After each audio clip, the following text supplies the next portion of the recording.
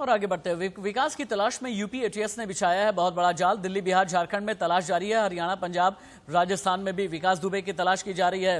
विकास के दिल्ली एनसीआर में भी छिपे होने की खबर है। विकास की तलाश में यूपी एटीएस ने बहुत बड़ा जाल बिछाया है।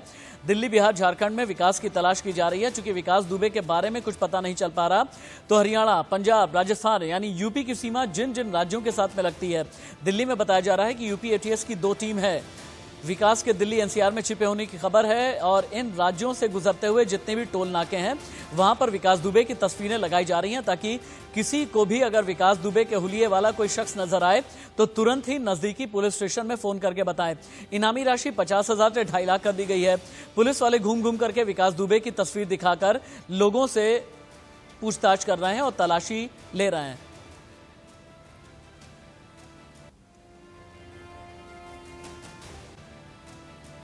और वहीं कानपुर एनकाउंटर केस में एक और बड़ा खुलासा, आसपास के गांव वालों के हथियार भी रखता था विकास दुबे। जिला पंचायत सदस्य अरुण शुक्ला की रिवॉल्वर भी रखता था विकास दुबे, ऐसा पता चला है। विकास को चूंकि हथियारों के जखीरे का शौक रहा है, लिहाजा विकास हथियारों का एक बहुत बड़ा जखीरा रखता था। जिला पंचायत सदस्य की रिवॉल्वर भी विकास दुबे के घर पर थी। आखिर कब तक पुलिस वालों का कातिल भागेगा, तस्वीरें देखिए आप।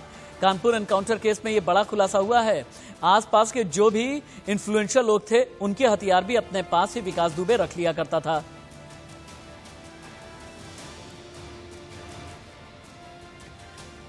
कानपुर से मेरे कोलीग राहुल वाजपेयी जुड़े हैं और मेरे सीनियर कोलीग अरविंद चतुर्वेदी लखनऊ से भी हमारे साथ में हैं।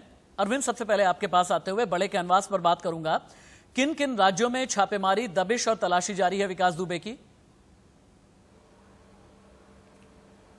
देखिए राशिद, मैं आपको ये बताना चाहता हूं, हरियाणा, उसके अलावा बिहार, झारखंड, पंजाब, राजस्थान, इन जगहों पे टीमें भेजी गई हैं और इन जगहों पे टीमें डेरा डाल के बैठी हुई हैं कि कैसे विकास दुबे उनके हाथ लगे।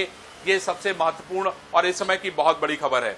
उसके अलावा दूसरी मैं महत्वपूर्ण खबर आपको ये देना चाहता हूं कि चिट्ठी जो कल देवेंद्र मिश्रा की वायरल की गई है, उस पे सरकार ने जांच बिठा दी है, क्योंकि अभी प्रथम दृष्टया जो पाया गया है, ये चिट्ठी एसएसपी के डाक में दर्ज नहीं है। आखिर कौन ऐसा व्यक्ति है जो ये सारे काम कर रहा है? उसके अलावा अगर आप देखें चिट्ठी तो उस पे दस्तखत नहीं है, उस चिट्ठी पे दस्तखत नहीं है देवेंद्र मिश्रा, माफ कीजिएगा, दस्तखत है लेकिन डेट नहीं दी गई है। तो सरकार ने इस पूरी चिट्ठी का जांच कराने का फैसला किया है, उसके बाद आगे की कार्रवाई की। उसके अलावा एक खबर मैं और भी देना चाहता हूं कि तकरीबन 3-3:30 बजे के आसपास ADG law and order press conference करने जा रहे हैं विकास दुबे को लेके, और निश्चित रूप से उसमें बड़ा खुलासा किया जाएगा कि आखिर किस तरीके से ये पूरा जो नेक्सस है वो काम कर रहा है, कौन ऐसे लोग हैं जो लोग विकास को संरक्षण दे रहे थे। ऐसे बहुत सारी चीजों का खुलासा आज सरकार की तरफ से किया जा सकता है। ठीक है, एक बार हम चलते हैं कानपुर, भी हमारे सहयोगी राहुल जुड़े हुए हैं हमारे साथ में। राहुल, विकरू गांव के आसपास से जितनी भी तफ्तीश हुई है, किस तरह के सुराग हाथ लगे हैं, और विकास दुबे के वेयर अबाउट्स को लेकर के अभी का ताजा अपडेट क्या है आपके पास?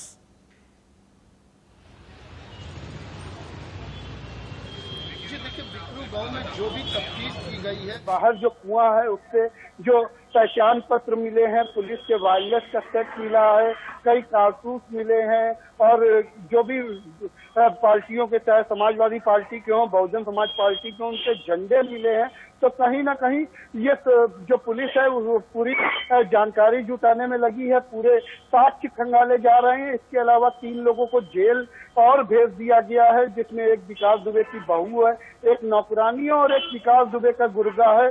मैं आपको सबसे पहले बता दूं, मैं इस समय जय विला के बाहर खड़ा हूं। जय वाजपेयी है जो आर्थिक रूप से विकास की मदद करता था, कहीं न कहीं विकास और इसका गठजोड़ पैसे को लेके था, और जो सोर्सेज हैं, जो सूत्र है, उनका साफ तौर पे कहना है करीब 15 दिन पहले जो विकास के नाम पर 15 लाख रुपए जय वाजपेयी ने अकाउंट में ट्रांसफर किए थे। मैं उस जय विला के बाहर खड़ा हूँ। मैं आपसे पीछे तस्वीर दिखाना चाहूंगा आपको। आप देख सकते हैं ये जय विला है पूरा। 2012 और 13 में ये जो जय वाजपेयी है, जिसको एसटीएफ पूछताछ कर रही है इस समय, इससे 2012 और 13 में एक साधारण प्रिंटिंग प्रेस में नौकरी करता था 4,000 रुपए की, लेकिन 2020 में करोड़ों की अपूर्व संपत्ति का मालिक बन चुका है। और कहीं ना कहीं विकास दुबे के गांव से 4 किलोमीटर दूरी पर इसका गांव है, तो कहीं ना कहीं विकास दुबे से इसके बहुत पुराने संबंध है।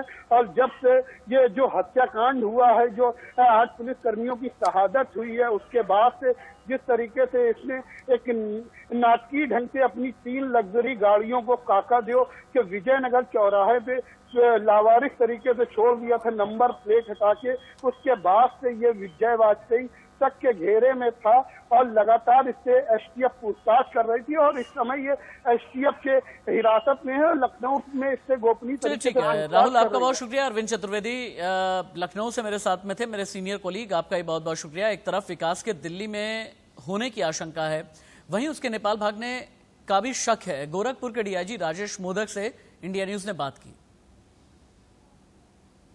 कानपुर में हुई घटना के बाद विकास दुबे को लेकर के पूरे प्रदेश में अलर्ट जारी है और ऐसे में गोरखपुर की सुरक्षा की क्या कुछ स्थिति है, किस तरीके से नेपाल बॉर्डर से लगाए तमाम जिले के जो सीमावर्ती क्षेत्र हैं वहां पे किस तरह की सुरक्षा है। हमारे साथ आईजी साहब मौजूद हैं, हमसे बात करते हैं। डीआईजी साहब, किस तरीके की यहाँ पे सुरक्षा है, क्योंकि जो विकास दुबे एक अभिप्राय बना हुआ है कानपुर में दुसाहसी घटना के बाद? जिस दिन वो घटना हुई उसी दिन से हमने नेपाल बॉर्डर पे अलर्ट रखा हुआ है, उनके पोस्टर दिए हुए हैं और पहले भी काफ़ी लोग नेपाल पलायन कर चुके हैं, इस तरह से भागे हुए हैं। तो उसको देखते हुए सभी को चौकियों में बताया, वहाँ पे एक ओपन बॉर्डर है, आप जानते हैं, तो ओपन बॉर्डर से जाना आना पॉसिबल है, कभी कभी छुप के भी लोग जाते हैं, तो हमने वहाँ पे अलर्ट रखा हुआ है। सर, सबसे खुली सीमा के नाते ऐसे अपराधियों के लिए सबसे आसान होता है कि सीमा का प्रयोग करके जो है वो बाहर निकल जाते हैं, तो क्या कुछ खास चौकसी या कुछ खास ऐसे लोगों को आपने टीम में लगाया है जो इस पर पूरी तरह से नज़र रख सकें?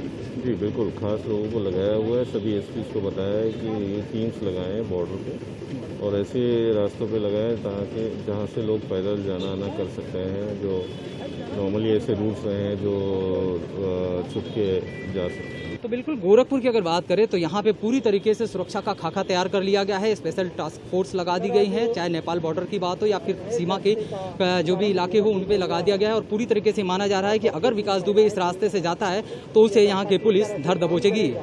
Sushil Kumar, India news, Gorakhpur.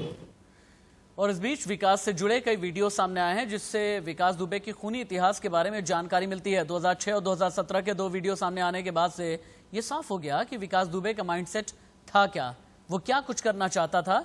इन्हीं सब बातों से आपको समझाने की कोशिश करेंगे कि उसकी सोच थी कैसी और कैसे उसने गुनाह के साम्राज्य को आगे बढ़ाया।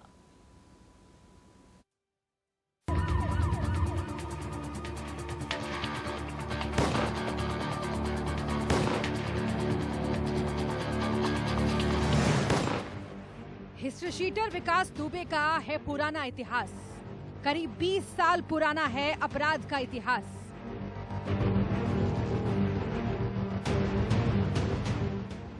विकास दुबे पर दर्ज हैं दर्जनों मुकदमे, लेकिन वो हर मुकदमे को बताता है फर्जी। विकास दुबे अपराध जगत का एक बदनुमा नाम है जिससे कानपुर और उसके आसपास के लोग खौफ खाया करते थे।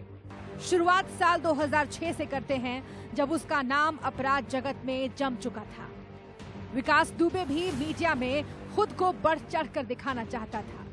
उस पर 2001 में थाने में घुसकर राज्य मंत्री संतोष शुक्ला की हत्या का आरोप लगा था। हालांकि विकास ने 2006 में इस हत्या में अपना हाथ होने से इनकार कर दिया था। जी नहीं, जिस दिन उनकी हत्या हुई थी उस समय मैं थाने में अपनी एफआईआर लिखाने हुए गया हुआ था। हेलो, विकास दुबे कितना शातिर था आपको उसके इस बयान से पता चल जाएगा जिसमें उसने संतोष शुक्ला पर भी गंभीर आरोप लगाए थे। संतोष शुक्ला ने जिन 50 लोगों को, हजारों लोगों को यहाँ जबरिया जेल में बंद कराया फर्जी मुकदमे लगवा के, हो सकता है उन्हीं में से कोई उनका इंटेंशन रहा हो। और इवन यहाँ तक मालूम है कि संतोष शुक्ला के परिवार में खुद संतोष शुक्ला ने 4 मर्डर करा रखे हैं अपने परिवार में। विकास दुबे हरिकिशन श्रीवास्तव को अपना राजनीतिक गुरु बताता है। हरिकिशन श्रीवास्तव बीएसपी सरकार में विधानसभा अध्यक्ष रह चुके हैं। राजनीति में लाने का श्रेय मुझे स्वर्गीय हरिकिशन श्रीवास्तव जी का है, जो मेरे राजनीतिक गुरु थे और उत्तर प्रदेश के कई बार मिनिस्टर रहे और उत्तर प्रदेश विधानसभा के अध्यक्ष भी रहे। वो उन्होंने मुझे राजनीति में लाने का प्रयास किया और उन्हीं के प्रयास से मैं राजनीति में आया। विकास दुबे के पुराने बयान से साफ हो जाता है कि उसकी निगाहें शुरू से ही सियासी ताकत बढ़ाने पर थी। वो नेता बनकर नाम कमाना चाहता था। खौफ से सिलेक्टेड हुआ जा सकता है, इलेक्टेड नहीं हुआ जा सकता है। इलेक्टेड आदमी वही हो सकता है, और आज तक मैं कभी सेलेक्ट होके कोई मैं नेता नहीं बना, ना मैंने पाया। आज तक जितने भी इलेक्शन लड़े मैंने पब्लिक इलेक्शन लड़े। हिस्ट्री शीटर विकास दुबे का आरोप है कि जब से मैं राजनीति में आया, लोगों को मुझसे जलन होने लगी। मैंने कभी अपराध को बढ़ावा नहीं दिया। अपराध से मेरा दूर दूर तक रिश्ता नहीं है। साथ ही वो इस बात का भी जिक्र करना नहीं भूलता कि उसका पुलिस से हमेशा अच्छा संबंध रहा है। देखिए, पुलिस आज भी मेरी विरोधी नहीं है, और पुलिस मुझसे कभी भी इस तरह से असहमत नहीं रही। मैं ग्राम प्रधान रहा, बराबर पुलिस दरवाजे आती है, बराबर क्षेत्र के एसओ सीओ साहब जो भी हों, जो बुलाते हैं, मैं आज भी थाने जाता हूं। मैं कोई पुलिस से मुंह नहीं छिपाता हूं। विकास दुबे अपराध जगत का बेहद शातिर नाम है, जिसके बड़े बड़े कारनामे से यूपी के थाने भरे पड़े हैं। कानपुर से राहुल वाजपेयी और सूरज सिंह के साथ इंडिया न्यूज।